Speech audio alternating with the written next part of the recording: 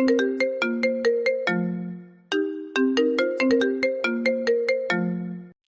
Cyber crime থেকে বলছি, তোমার উপর কেস হয়েছে। এক্ষুনি টাকা দাও, না হলে ডিজিটাল অ্যারেস্ট। ভয় লাগলো তো? এই ভয় আর প্রতারণা আটকাতেই এসেছে নতুন নিয়ম, সিম কার্ড বাইন্ডিং। ধরুন, আপনার বাড়ির দরজার তালাটা এমন হলো যে চাবিটা হাতে নিয়ে আপনি দরজার সামনে দাঁড়ালে তবেই তালা খুলবে। অন্য কেউ যদি আপনার চাবিটা চুরিও করে নেয়, তবুও সে দরজা খুলতে পারবে না। সিম কার্ড বাইন্ডিং ব্যাপারটাও ঠিক তাই।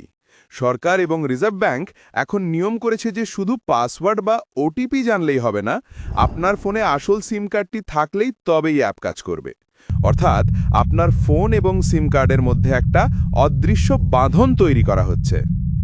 আগে আমরা একটা ফোনে সিম ঢুকিয়ে হোয়াটসঅ্যাপ বা ব্যাংকিং অ্যাপ চালু করে নিতাম, তারপর সিম খুলে ফেললেও ওয়াইফাই দিয়ে সেই অ্যাপ দিব্যি চলত। কিন্তু এখন আর তা হবে না।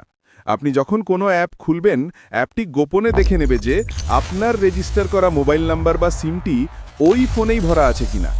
যদি আপনি সিম কার্ডটি ফোন থেকে খুলে ফেলেন, অ্যাপটি আর কাজ করবে না। অর্থাৎ সিম ছাড়া অ্যাপ অচল। আপনার মনে হতে পারে, হঠাৎই কড়াকড়ি কেন? এর প্রধান তিনটে কারণ। এক, ডিজিটাল অ্যারেস্ট ও জালিয়াতি রোধ। আজকাল প্রতারকরা ভুয়ো নাম্বার বা ইন্টারনেট ব্যবহার করে পুলিশ সেজে মানুষকে ভয় দেখাচ্ছে। সিম কার্ড বাইন্ডিং থাকলে সিম কার্ড ছাড়া এই অ্যাপগুলো ব্যবহার করা যাবে না। তাই বিদেশ থেকে বসে বা ভুয়ো সিম দিয়েই জালিয়াতি করা কঠিন হবে। দুই, ভুয়ো অ্যাকাউন্ট বন্ধ করা। অনেক সময় স্ক্যামাররা একটা সিমে হোয়াটসঅ্যাপ খুলে সিমটা ফেলে দেয়, কিন্তু ওয়াইফাই দিয়ে ওই হোয়াটসঅ্যাপ চালিয়ে মানুষকে ঠকায়। নতুন নিয়মে সিম ফোনে না থাকলে অ্যাপ চলবে না, ফলে এই রাস্তা বন্ধ হবে। তিন, টাকার নিরাপত্তা।